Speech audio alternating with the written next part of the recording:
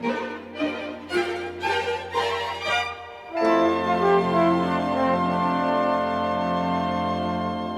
and welcome to the 40th Vancouver International Film Festival. I'm Sandy Gao, I'm the International Shorts Programmer, and welcome to our conversation here with some of the filmmakers from my Life Labs program. I would like to introduce here with Carrier, Max Ovaska, and with Quality Time, Omer Ben David, and with Goodbye Tornio, Cinematographer, Iiris Heikka.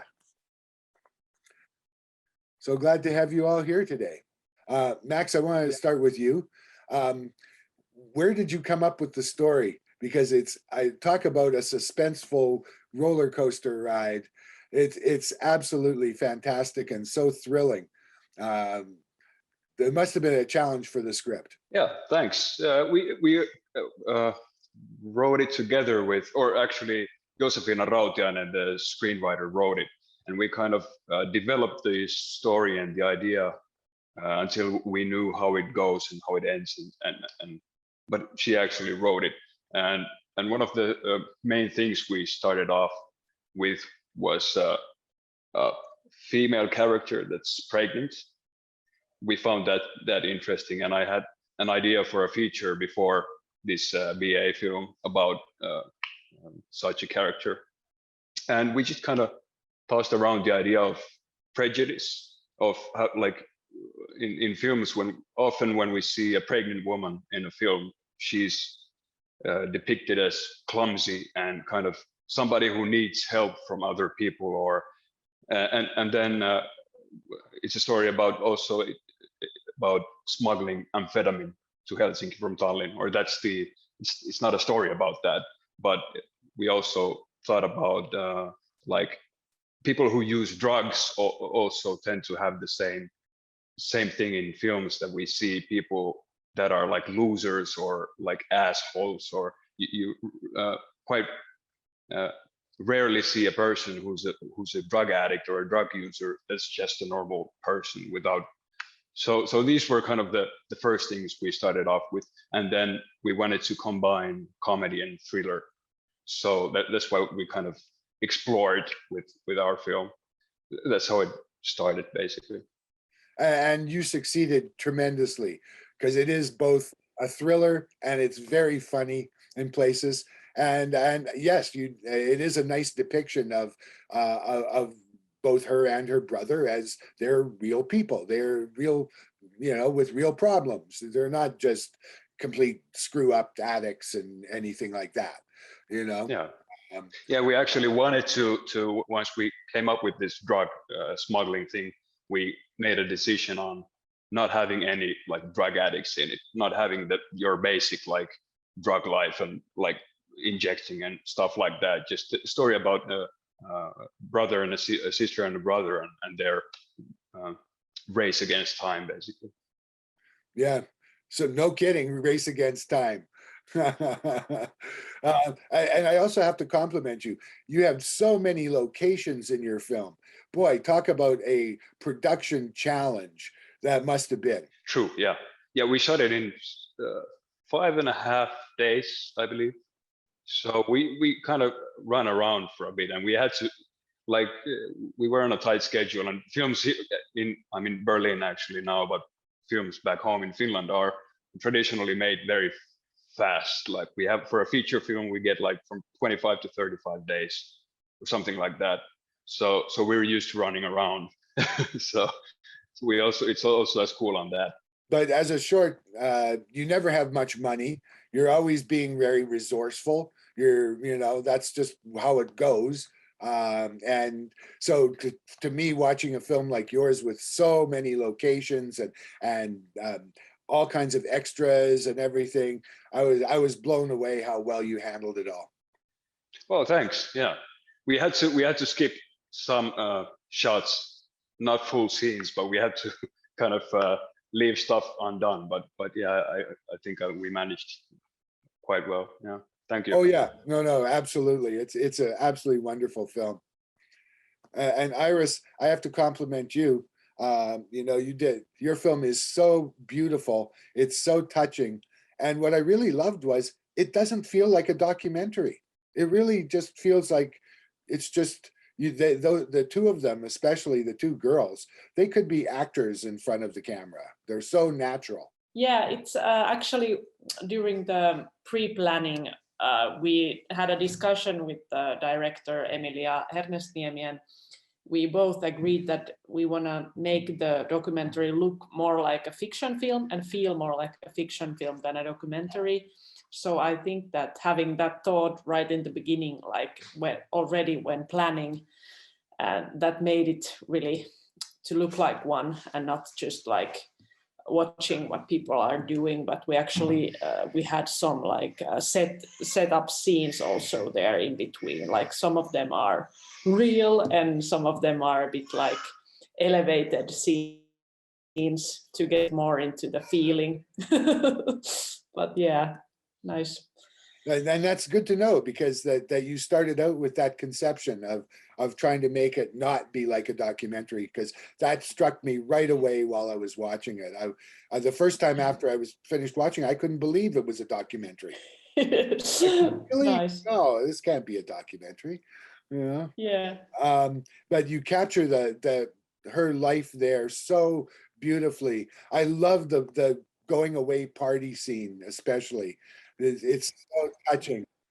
And the speech that father gives, holy cow. Yeah, that was real. That wasn't staged. And that is some of the most, it's so beautiful.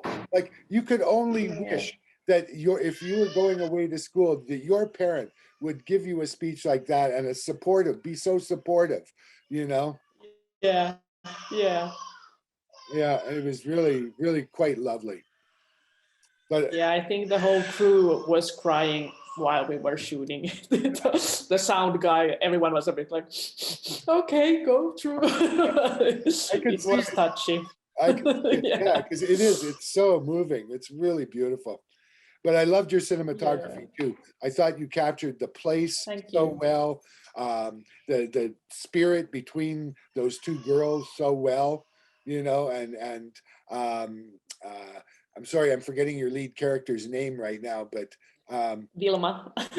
Yeah, and Vilma, and Yeah. just her confusion in a way of she wants to go, and yet it's torture for her.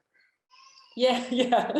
Somehow we were actually thinking like, why are you leaving? There's nothing in Helsinki. Just stay there.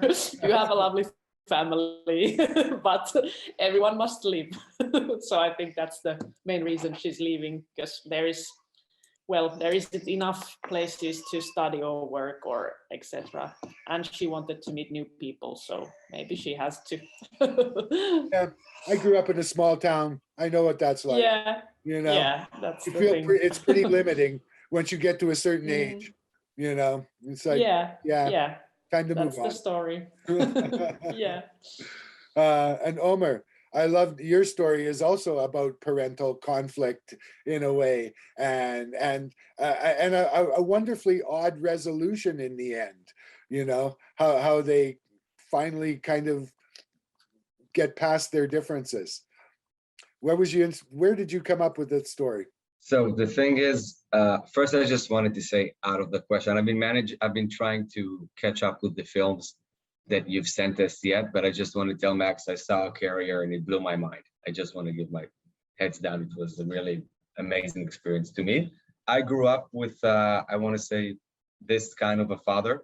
So I grew up as that kind of a bit of a stoner kid, and my dad is like ex-military police and so on. And we've had our little cat and mouse wandering around. And then a friend actually on set once told me a story that his dad almost caught him smoking pot, but they threw the bag out the window. The police blew it up, and his dad never realized anything. And the minute he told me this story, I was like, okay, my dad would have never bought this. So if this would have happened in my house, it would have taken a different turn. And that's when the story became clear. That's hilarious that it was based on a real incident, though. Yeah. That's so funny. I'm sure we all have had experiences with our parents catching us smoking pot, and every parent responds differently, you know, but I just thought that aspect you handled it really, really well. You know, yeah. And also just his attitude, you know, he's a very, I don't want to use the word arrogant, but he's very self-confident that he can screw up and still talk his way out of anything. I would argue that I have the same problem as as the protagonist. But yeah, I think it's kind of the way I see it. I guess it's generally in as generations pass by. But I would say to a young country like Israel, the certainty in life becomes more sure as time passes. Like our grandparents had to kind of build the country. Our parents are all like half military career generation because they suffered from, like, they gained their parents from Holocaust perspective. And in my age, we kind of grew up to a pretty strong, pretty well financially built country. And in general, in my school, it was kind of like nothing can really hurt me. You know, even if the atmosphere, the political, even if it's dangerous, you're just kind of like, it always feels like something's bad is going to happen to the next guy, not to you. So I kind of grew up with a lot of, I would say, arrogant confidence atmosphere, especially as a teenager. Yeah. Oh, that's interesting how, and I can see that. I understand that, how with the young country, how the generational attitudes and approaches changed so much, you know, every with each generation. Yeah, that's really quite remarkable. But I also loved the way you integrated just the two completely different backgrounds of the father, who's so strict and so kind of very straight laced, and you know, and then the son and his friends who are like just having fun, and you know, they want to screw around. You know, come on, I don't want to go in the army, forget it. Yeah, it was really beautifully done, really well handled. Yeah, I gotta admit, ashamed that I haven't seen any of the other films because for some reason this hotel Wi-Fi doesn't let me even in YouTube. The only page I get to is Google. I don't know what that is about, but I'm gonna watch them when I get home. And this seems very interesting. I've met a lot of people from Israel traveling, and it seems to be a like obviously a big. Isn't it? Is it still like compulsory for like all the men for the women as well, or army? I mean, yeah. So like I've met a lot of Israeli people in Asia who have come straight from the army to travel, and it's so often I've met these guys that I'm like, how big is that army? Like, how can I bump into the people from coming straight from Israeli army, like everywhere? So yeah, it seems like a very interesting film. It's a Looking very forward big, to. yeah, phenomenon to, because you go from 18 straight to the army, you're still young and your brain adjusts to different life perspectives and you mature. And when you get out at 21, so you wouldn't go straight to school. You know, there's just so much you want to explore after that structure, you know, the military one. So a lot of people travel a year or two, and I think most of the world, this is the exact slot where they usually meet Israelis, between the age of 22 and 24, traveling all over the world. It's like a very specific time and place where you meet most of the people. So yeah, it's a very interesting phenomenon. Yeah, makes sense. Yeah. Yeah, no, that's interesting. Max, I think part of the problem you're having is that my experience with hotel Wi-Fi is always, it's pretty slow. It may be free, but it's slow. Yeah, but yeah, I don't know. It does allow me to like Google and stuff normally, but I gotta check into it. But I'll only be here for a couple of days. So back home, I can binge watch. There you go. I think what impressed me the most about all three of your films was that just the absolute quality of, you know, that they're all three student films, and yet everyone who's seen them from my side is blown away that they cannot believe these are student films. The theme, you know, of my program is kind of just about life experience. That's what it's about. You know, each one of in each of your shorts, the main character is going through a big transition in their life, or this this aspect of their life that they have to make some choices, and choices that will affect not only themselves but other people, you know. And how you handled that, I thought was really, really well done. Max, is in your case, you know, how she is not only affecting herself, but her infant, her baby who is coming, and it's coming now, you know. That I love the tension that you build when that last bit, when she's racing to try to get to the dock to get off the boat, and it's not gonna happen. I just thought you guys did that. You handled that so beautifully. Thanks. Appreciate it. Yeah. Was that again, how much of a challenge was that to put together like that? Well, I guess the core thing in the story is it's a story about fear of letting go. She's in a situation in her life. She's waiting. She's very far in her pregnancy, but she hasn't figured out what it's gonna be when the baby is gonna be born. So she's kind of clinging to this life that she knows she's about to lose. So I guess every time, like with all stories, I haven't made many films, but my like experience on making whichever film is like the brighter the core message of it is, the easier it is to make those choices even when shooting. When you know thematically and like what you're aiming for, what it's about, then I guess, you know, it consists, I guess quality in film consists of those little decisions along the way that all kind of go towards the same point, I guess. That's my experience when I watch a film, when it feels like it's what's the word, when it's like, it's not self-contained, but when it's all very a piece. Yeah, I agree. When it's all so cohesive, every little bit works together so perfectly. Yeah, so that's what makes it easy when talking with actors as well. When people agree on what it's about, then, you know. And speaking of actors, your lead, she is fantastic. I just thought her performance was spectacular. Yeah, I agree. Yeah. And Omer, yours too. I mean, again, I thought the performances in your piece are just wonderful. You know, across the board, everybody is really great. Was that a challenge to find the right characters, the right actors? It took a long time, and the interesting thing, in the end, I went through a lot of like A-list actors for the father, and in the end, the person who plays the father, he wanted to be an actor when he was a kid, then he went to the army and never left till he was like 50. So he had a whole career in the military, and then when he retired, he went to study acting, and that's how I found him. So it was like he was perfect for the role for me.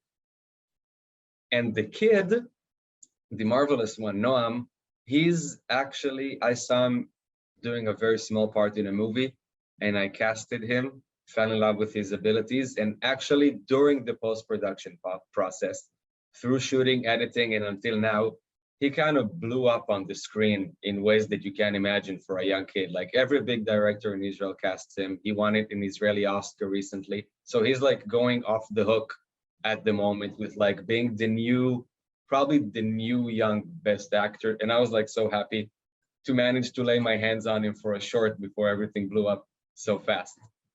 Yeah. Wow, that's fantastic.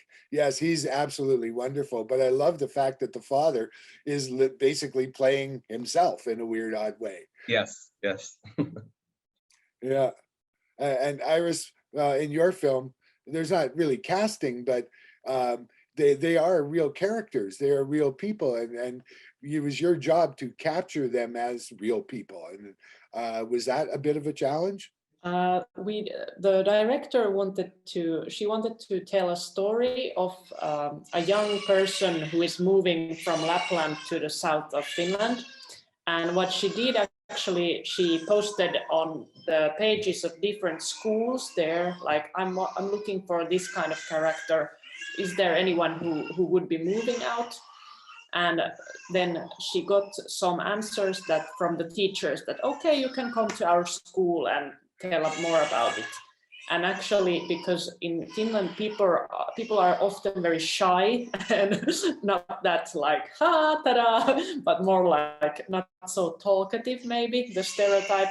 And the director, when she came back from her casting trip, she said that actually there was only one person who could actually do this, like who she could like really have the confidence that, okay, she wouldn't really mind if we are like shooting this moment of her life, because often when you do a documentary, you might get a character that in a couple of days it gets old in a way, or they are like, I'm not gonna tell that much, but the more we shoot, the more open she gets. So that's why I think it was perfect match also.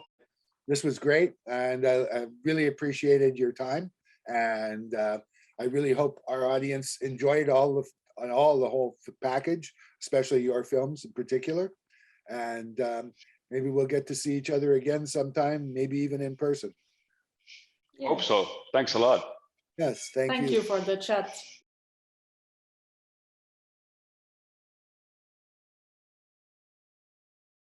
Hello, and welcome to the 40th Vancouver International Film Festival and our recorded conversation that we're doing with some of the filmmakers from my Life Labs program.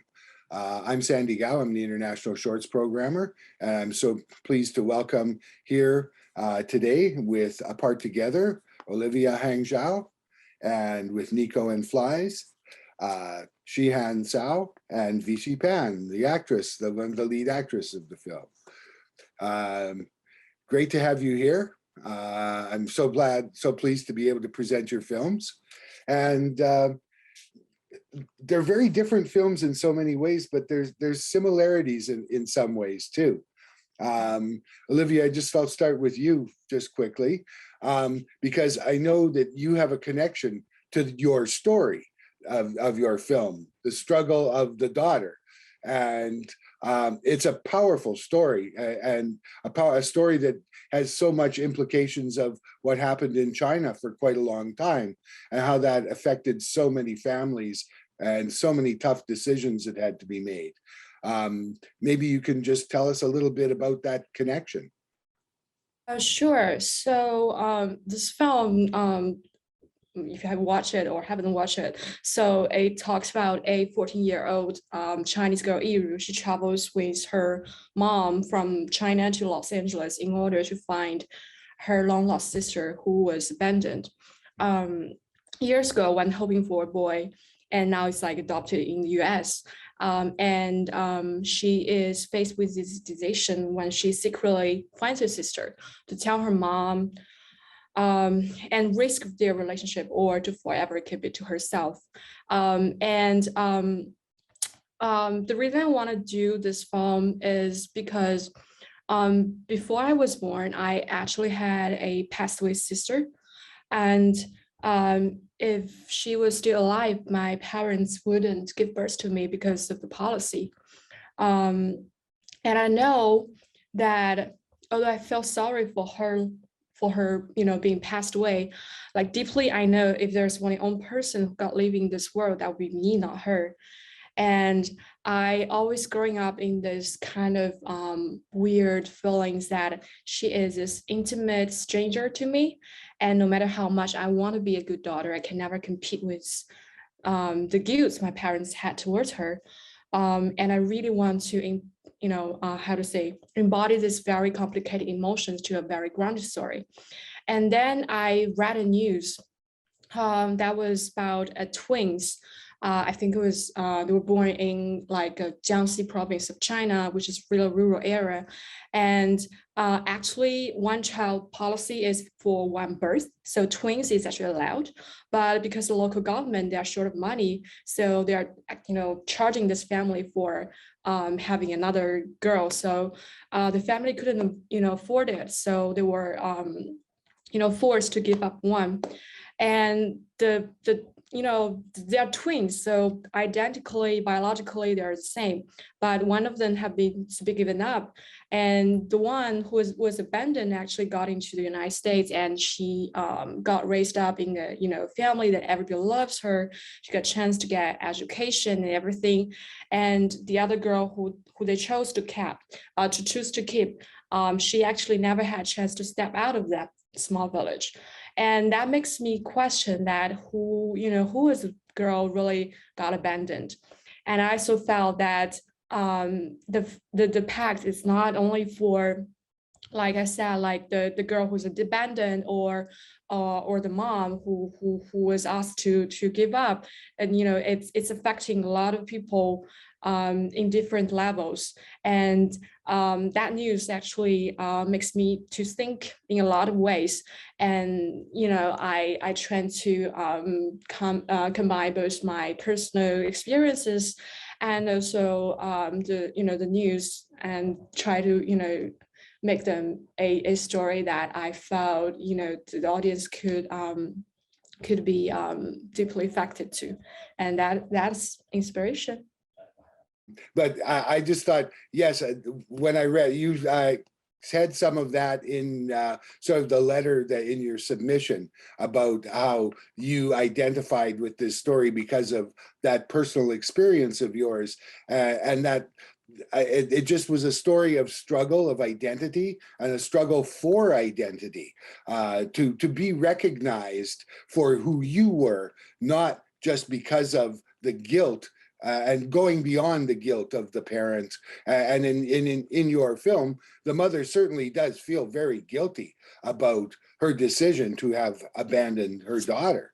And I just felt that was a powerful connection as a director, as a script writer, that would really help you to identify with that story so much. And you tell it so very well too. Thank you. And so that was a connection that you had there that really helped you. You'd made a previous film sort of along similar lines, didn't you, when you were still a student at AFI, right? But this was the film I made at AFI. This is my thesis film. Oh, this is okay. Yeah. Okay. Did it get refined from the original version? Oh, yes, actually. So when we had the pitch session, the story was like totally different. So it was more like a fantasy drama, I would say, a much more complicated one. But it has similar emotional core. But we find that maybe hard to like within like 20 or 15 minutes, it would be very hard to explain everything. So we want to have this this version story, which has like much simpler storyline, but it conveys this, the same emotions. Yeah, that's why I changed it. And Shihan, I loved your film so much. So beautifully directed, and you make such a very compelling world out of what is it's a pretty seedy and pretty rough environment down on the docks. I kind of can relate to it because where I live in Vancouver is, well, I'm only about a mile from the shipyard, our port here. So it's familiar in many ways, somewhat. But I just thought you did such a tremendous job creating some very compelling characters there. Can you tell us a little bit more about what inspired those characters for you? He will speak in Chinese, and I will translate for him. Yes, that's fine. 就一开始的时候，然后因为我是高雄人嘛，但是我并不知道说我成长的城市有这样的一个地方，然后但就是后来我看到那个前镇渔港的景象，然后我才发现说，哇，原来高雄有这么大的渔港。Because the city Kaohsiung is the place that is the hometown that where he was born, but actually he didn't know there. He didn't know before that there was a place which is have such a tremendous and compelling and it's such a different world. He didn't know it before. So when he found it, he finds this, wow, so amazing, and he want to do he who want to know more about it. 然后认识他们之后，这些船长、这些渔工，还有外籍的渔工，然后发现他们就是其实在非常艰难的环境跟工作底下，他们仍然非常乐天，非常开心。And when he got to know the fishermen or the harbor guard there, he finds that they are so positive, even if they live in such a severe environment. 那我就想要知道说，在这样的环境底下，他们每个人的碰上困难的时候，那他们是如何去展现他们的就是人性？ Okay. So he wants to know that when these people they face the difficulties, how could they face it, and how could they solve the problem? So he wants to know more about it. There's a lot of compassion in your story too, very much. How Trang he cares so much for Nico, and he tries to protect her so much. You know, it's very beautiful. But also even to be in that go-between in between the different factions of the fishermen, and his is quite a complicated relationship. Yes, 就是你看到，没错，就是那个跟他们的关系嘛。对，他说就很复杂。就因为在 Nico 在那个就是他是有一个真实的人物原型，然后当时其实我有试着，就是我有看过这个人，然后我想要去跟他接触，但因为他对人是非常的有一个距離感的。Because the character of Nico actually she has a real a real character prototype in that harbor. So when the first time the director he went to the harbor and meet the real person there, and I tried to talking to her, but she is very scared, the man, and but if you show money and she will come here, is but it's to her it's just a business. Yeah, Right. Yes, but I think she is very 非常她的生命力非常的吸引我。He found her that really attractive. Because she is like a cat to me. Oh, she's like a cat. She's like a cat. Why? Why is? Because she is also she is always run away in a harbor in a harbor in 白天 in the daytime. In daytime, Right. Yeah, but it's keep a distance from the people. People, but in the night she is naked. Yeah, it's her world. Yes, yes. So for him, it's like a cat, a symbolization of a cat. Yeah. And VC, how was that? Was as an actress, how that was to been a bit of a difficult character to play. Tell us a little bit about the challenges of playing Nico. Because at the first time that when the director he shows me of the script, and I found the character really attractive and have some animal symbol for me.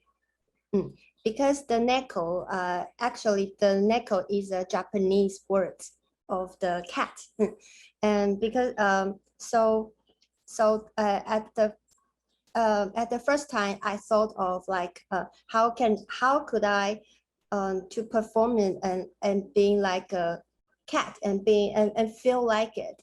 So so the director, he arranged me to go to the harbor, to live there for before the shooting, and to observe how the people there, and how could I be there and not be seeing from the others, to make myself just like a cat. Just like a cat. So I spent a few days and I flew around in the harbor and just walk and just see and just feel the sea and feel it inside. And because the character, actually, she's a mentally disabled woman. And Right. yes, and because actually some I have a friend who is similar to it, who is similar to her, to the character. So I try to imagine how she will do from her, like the finger, how could she move about the finger or the eyes or everything of my body that I can use. And I think that's the, yeah. Yeah, to express her both insecurities Yeah. and also her I guess you could, I'm not sure what the right word is, but like a cat that kind of slinks around. Yeah. You know, it's there, but it's trying to not be noticed, you Yes. know, at the same time. Yeah. I thought your performance was very wonderful too. Thank you, Very Sandy. wonderful. Thank you very much. And Olivia, speaking of performances, you got tremendous performances out of both your actors. I mean, they're both fabulous, but especially the girl. She's just a knockout. Where did you find her?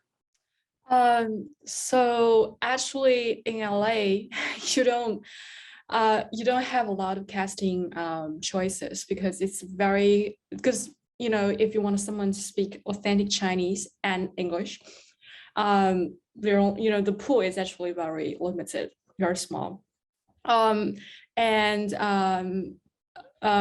Originally, actually, there's a story for the casting, because originally I imagined Iiris, the protagonist, and I imagined her to be more like boyish.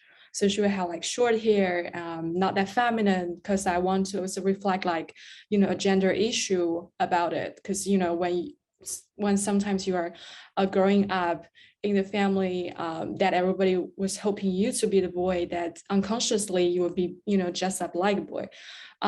So when Siobhan, who played Iiris, she came to the audition, my first impression was like, not her, because she's so beautiful and, feminine, and also she's very fashion and all this stuff.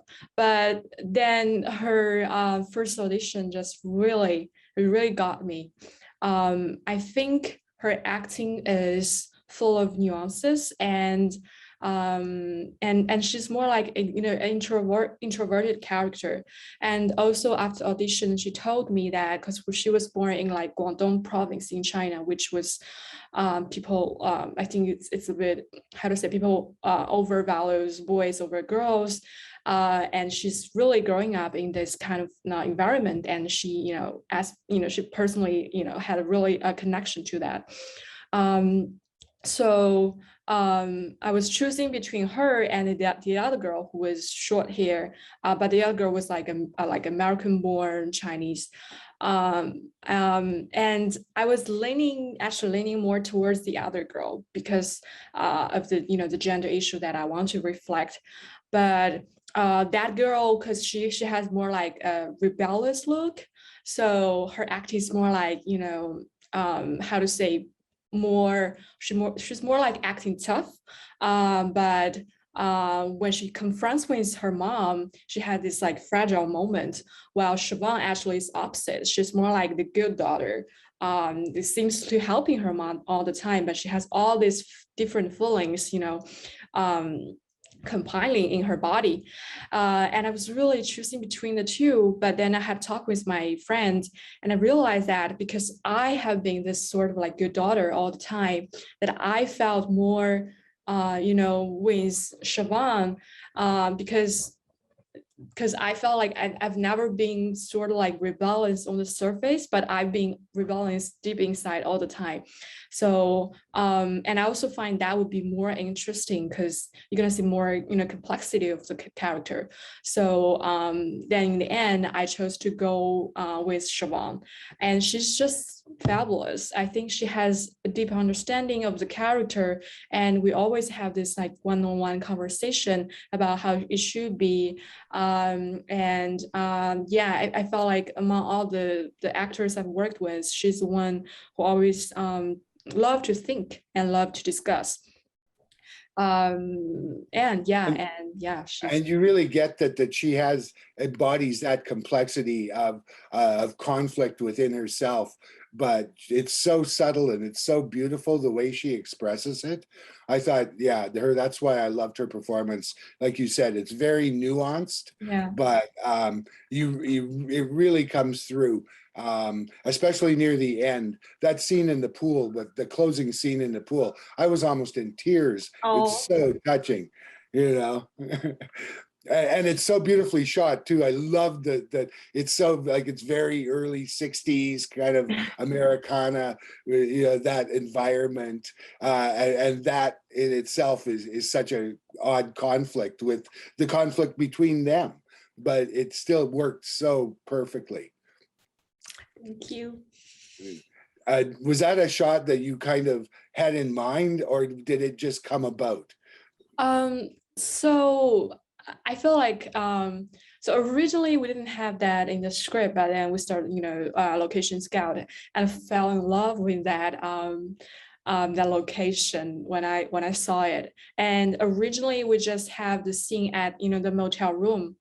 And I love the color palette and everything, but when I saw the pool, I was like, God, I need to create a scene for that pool, because that's like a big pool with this it's a blue color, but you also see the pink outside, and it feels like a womb without water. And I love to see her crouching inside, like a baby crouching in the womb without the water.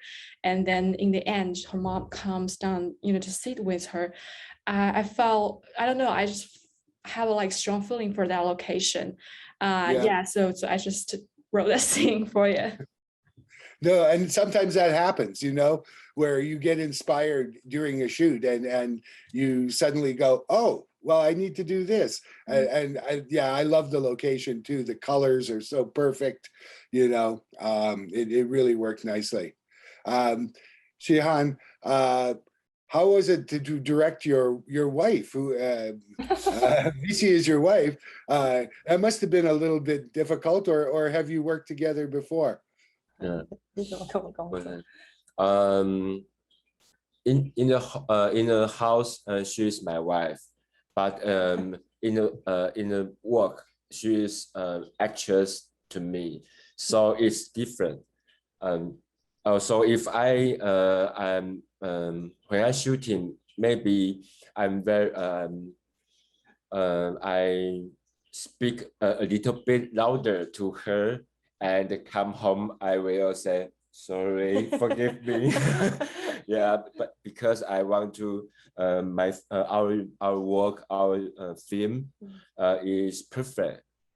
I want to do my best, and I'm believe her. She will do her best job and do the perfect performance for this film, because we are very love the film cinema, and we are love the creative. So yeah. And that must be a little difficult, but I'm glad you can do that.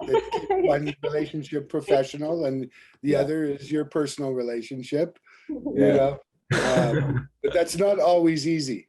It's not easy. Yeah, Yeah, so we still learning it and try to do it better. Yeah. Well, it worked very well in your film, so well. You know, I thought it was really beautiful. Your performance, VC, really great, and a great performance from your lead actor too. He's fantastic. Yes, yes, and actually, the lead actor, he's also a director in Taiwan. Oh, really? Yes, Yes, it's a documentary director. Yes, yes. Ah, okay. Oh, that's good. But that's great. Thank you again. It's really a pleasure. And I hope one day we'll maybe get to see each other in person sometime. Yes, Yes. yes. Thank you, Sandy. Thank you, Thank you Sandy. for having me. You're very welcome.